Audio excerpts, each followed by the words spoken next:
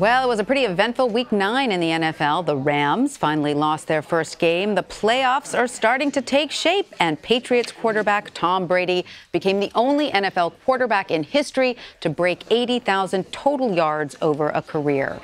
Bill Reiter is the host of Reiter's Block on CBS SportsHQ. He joins me now to break it all down. Bill, let's start with the Patriots and the Packers. Tom Brady became the only quarterback in NFL history to break 80,000 total yards. Does this prove he's the greatest of all time? For me, that's been a settled question for a while, but not for everybody. So I hope so. It's just a reminder that this guy, now into his 40s, up against maybe the other most talented quarterback of all time last night, continues to tear down every record and defy every expectation for his position. Absolutely, for me, I think he's the greatest of all time, and this should be another reminder. So another win for the Patriots. Are they the favorite to make it to the Super Bowl then?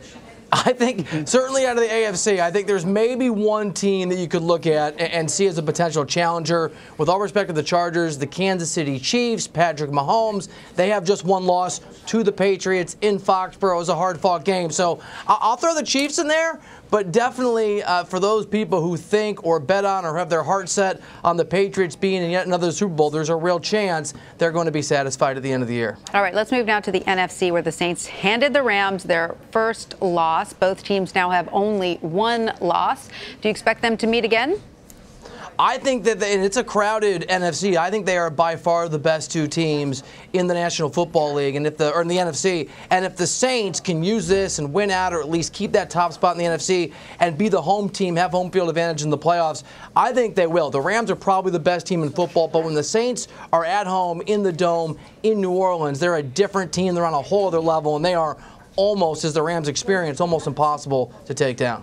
You know, at a crucial point in the game, wide receiver Michael Thomas scored a touchdown and celebrated there with a cell phone. We're looking at that. What's that about? And is he going to receive any repercussions for this? Yeah, he'll be fine. He's honoring a former Saint great who used to do that. I got to be honest, like it was funny. I laughed out loud. My son, who's 6, goes, why is he calling? What's going on with the phone? I mean, it was a great moment.